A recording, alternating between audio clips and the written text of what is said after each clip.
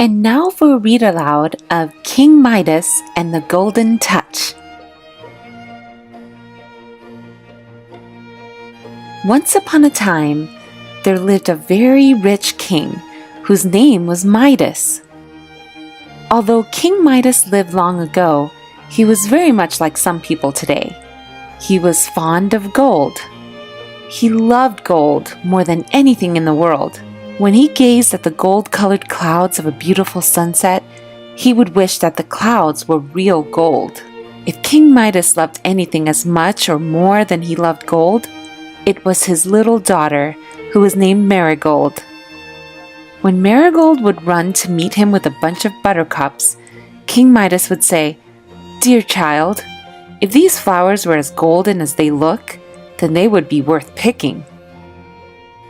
Every day, King Midas spent many hours locked away in a dark room in the basement of the palace. In this room, he stored his treasures. He would go there and carefully lock the door behind him. Then, he would take out bags of gold coins and pour the coins in piles and run his hands through them.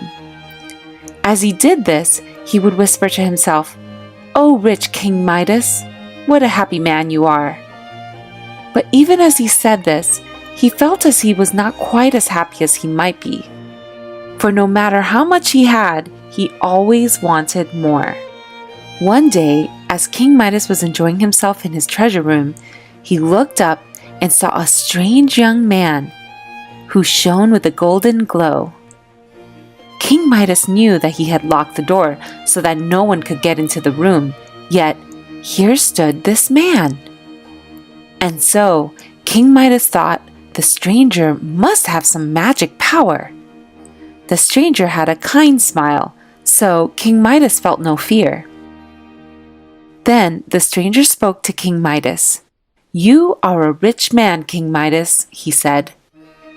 Yes, I have some gold," answered King Midas, "but it is not enough." "What?" cried the stranger. "You are not satisfied?"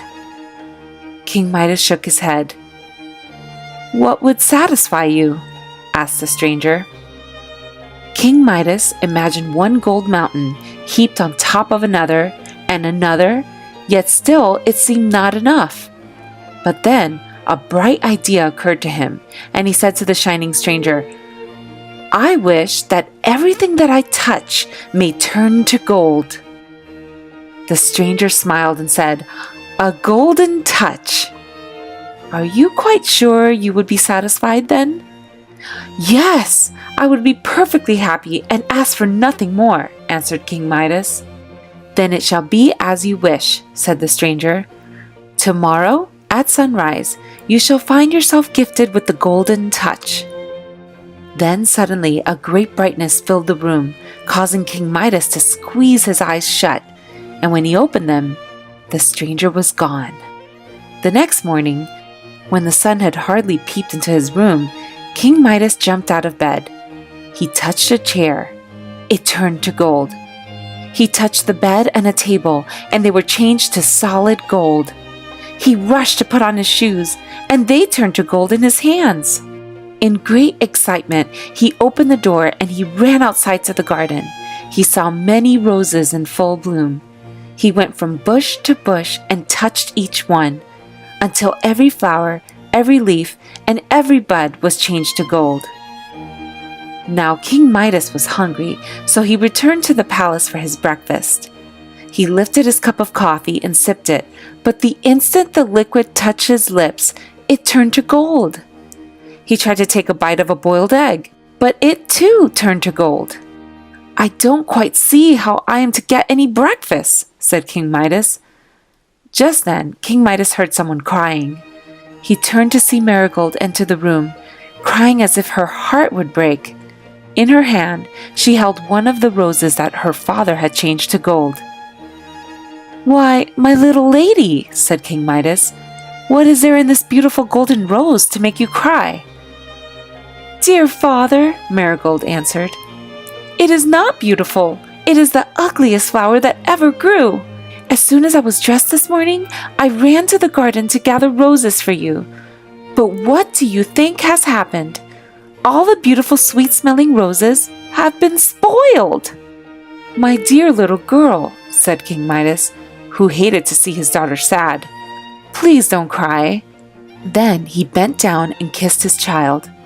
"My precious Marigold," he said, but Marigold did not answer.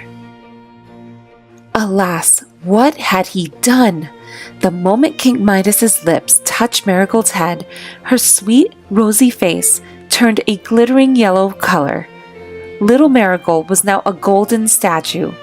King Midas cried out, wrung his hands, and wished that he were the poorest man in the world, if only he could have his daughter back again.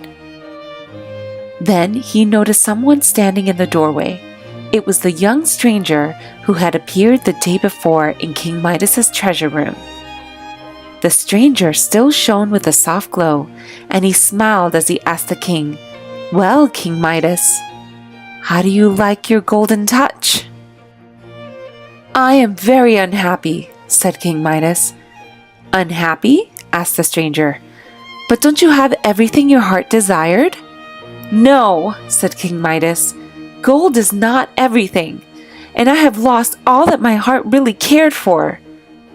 Then the stranger asked King Midas, "Which of these two things do you think is worth the most? The golden touch or your own little Marigold?" "Oh, my child, my dear child," cried poor King Midas. "I would not give one hair off her head, even if you gave me the power to change this whole big earth into a solid lump of gold." "You are wiser than you were, King Midas," said the stranger. "Go and plunge into the river that runs by the garden. The water will take away the golden touch. Then fill this pitcher with water and sprinkle everything you have touched." King Midas bowed low, and when he lifted his head, the shining stranger was gone. Then the king ran as fast as he could and jumped into the river. He filled the pitcher and ran back to the palace. The first thing he did was to sprinkle handfuls of water over the golden figure of little Marigold. The rosy color came back into her cheeks. She looked in surprise at her father, who was still throwing water on her. "Father, please stop!" she cried. "See how you have soaked my dress?" King Midas took Marigold in his arms and kissed her. "Now I am truly happy," he said. "My dear child, you mean more to me than all the gold in the world." The end.